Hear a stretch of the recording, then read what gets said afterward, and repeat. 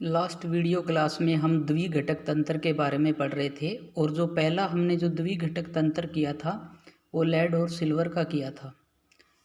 Lead और silver के घटक तंत्र के बाद जो सेकंड फेज डायग्राम हम 2 कंपोनेंट में पढ़ेंगे वो है बिस्मिथ व कैडमियम का फेज डायग्राम। बिस्मिथ व कैडमियम का जो फेज डायग्राम है उसको मैंने इस चित्र में इसको शो किया है।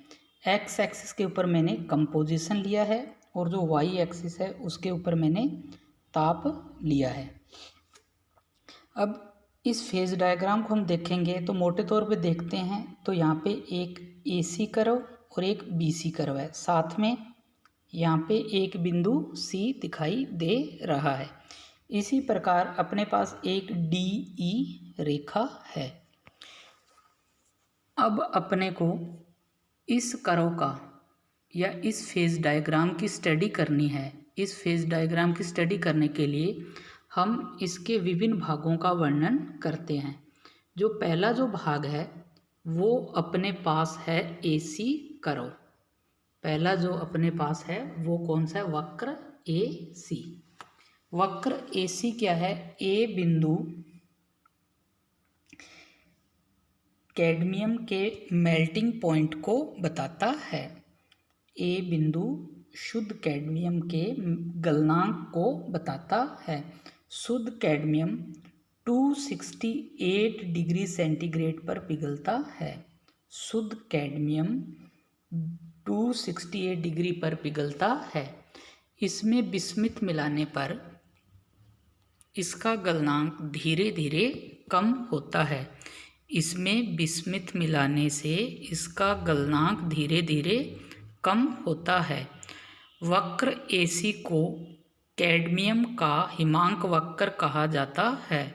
वक्र AC को कैडमियम का हिमांक वक्र कहा जाता है।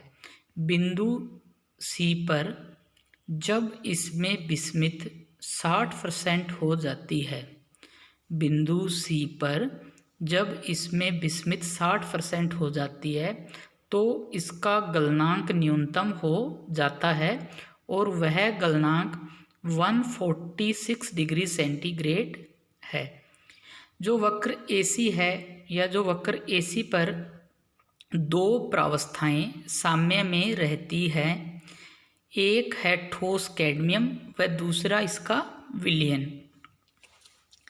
इस वक्र के लिए या वक्र AC के लिए अपने स्वतंत्रता की कोटियाँ निकालें या अपने इसके लिए डिग्री ऑफ फ्रीडम निकालें तो वो कैसे निकालेंगे?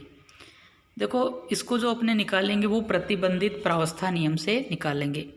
प्रतिबंधित प्रावस्था नियम क्या है? F बराबर C minus P plus 1। F बराबर C माइनस P प्लस 1। यहाँ पे C की वैल्यू 2 रख देंगे क्योंकि कंपोनेंट अपने पास 2 हैं, एक कैडमियम और दूसरा बिस्मिथ। P की वैल्यू अपने 2 रखेंगे। 2 क्यों रखेंगे? क्योंकि यहाँ पे जो इस कर्व के ऊपर या इस वक्र के ऊपर दो प्रावस्थाएं एक दूसरे के साम्य में है, तो जो डिग्री ऑफ फ्रीडम का जो मान आएगा वो अपने पास कितना आएगा? 1 आएगा। अतः हम कह सकते हैं कि यह एक चर तंत्र है। यह एक चर तंत्र है। यदि इस तंत्र को अभिव्यक्त करना हो, यदि इस तंत्र को हमें बताना हो तो ताप या कंपोजिशन में से किसी एक को ही लेना पड़ेगा। जो नेक्स्ट अपने पास है वो वक्र BC। वक्र BC क्या है? B बिंदु शुद्ध बिस्मिथ का गलनांक है। B बिंदु शुद्ध बिस्मिथ का गलनांक है। बिस्मिथ का गलनांक 317 डिग्री सेंटीग्रेड है। इसमें कैडमियम मिलाने पर गलनांक धीरे धीरे कम होकर 146 डिग्री सेंटीग्रेड हो जाता है। यहाँ बिस्मिथ 60% है। वक्र BC को हम बिस्मिथ का हिमांक वक्र भी कह सकते हैं।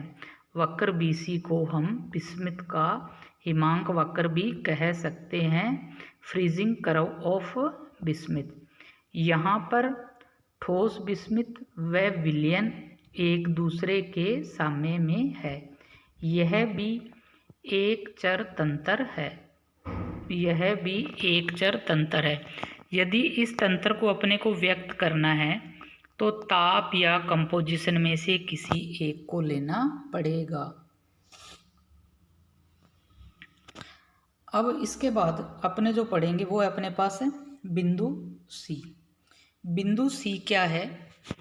इस बिंदु पर वक्र AC व BC मिलते हैं, यानी सी बिंदु के ऊपर वक्र AC व वक्र BC आकर मिलते हैं। इस बिंदु पर तीन प्रावस्थाएं एक दूसरे के साम्य में होती हैं, यानी सी बिंदु पर तीन प्रावस्थाएं एक दूसरे के साम्य में है। एक प्रावस्था ठोस कैडमियम, दूसरी प्रावस्था ठोस बिस्मिथ व तीसरी प्रावस्था इनके विलयन। इसके लिए यदि अपने स्वतंत्रता की कोटि निकालें या इस बिंदु सी के लिए यदि अपने डिग्री ऑफ फ्रीडम निकालें तो उसका मान 0 आता है। अतः हम कह सकते हैं कि यह अचर तंत्र है। बिंदु सी को यूटेक्टिक पॉइंट भी कहते हैं। बिंदु सी को अपने यूटेक्टिक पॉइंट भी कह सकते हैं।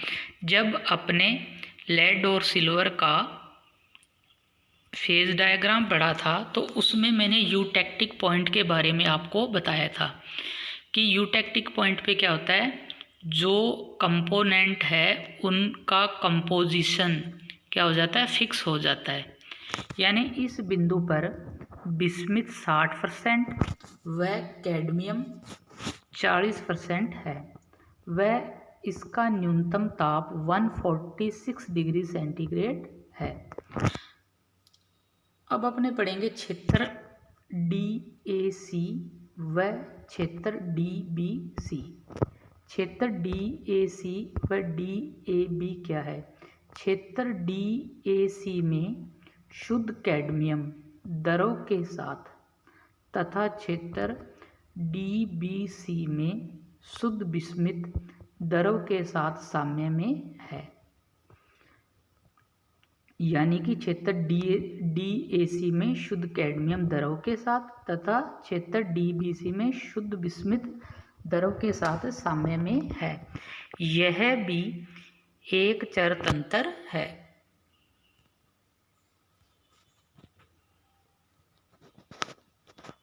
अब देखो नेक्स्ट जो अपने पढ़ेंगे वो है ABC के ऊपर का क्षेत्र।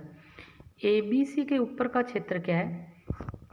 रेखा AB व AC के ऊपर का क्षेत्र में दोनों घटक केवल एक समांगी द्रव विलयन में उपस्थित होते हैं, या दूसरे शब्द में अपने ऐसे बोल सकते हैं ABC के ऊपर के क्षेत्र में केवल द्रव प्रावस्था ही पाई जाती है। यह भी एक द्विचर तंत्र है। यानी इस तंत्र के लिए जो डिग्री ऑफ फ्रीडम है उसका मान कितना आता है? 2 आता है। अतः हम बोल सकते हैं यह द्विचर तंत्र है। इस तंत्र को अभिव्यक्त करने के लिए ताप व कंपोजिशन दोनों को ही लेना पड़ेगा। अब नेक्स्ट है अपने पास रेखा DE के नीचे का क्षेत्र। रेखा DE के नीचे का क्षेत्र क्या है? यह गलन क्रांतिक बिंदु C से नीचे का क्षेत्र है। यह गलन क्रांतिक बिंदु C से नीचे का क्षेत्र है। अतः हम कह सकते हैं कि इस क्षेत्र में द्रव प्रावस्था बिल्कुल भी नहीं पाई जाती है। DC के नीचे प्रावस्था आरेख में जो DC के नीचे का जो क्षेत्र है उसमें ठोस कैडमियम व गलन क्रांतिक मिश्रण पाया जाता है, जबकि CE के नीचे ठोस बिस्मिथ प्लस गलन क्रांतिक मिश्रण पाया जाता है। यह क्षेत्र एकचर तंत्र है। यह क्षेत्र एकचर तंत्र है, अर्थात इस क्षेत्र को यदि अपने को व्यक्त करना है तो ताप या कंपोजिशन में से किसी एक को लेना पड़ेगा, या तो ताप के चर को लेना पड़ेगा या कंपोजिशन के वेरिएबल को अपने को लेना पड़ेगा।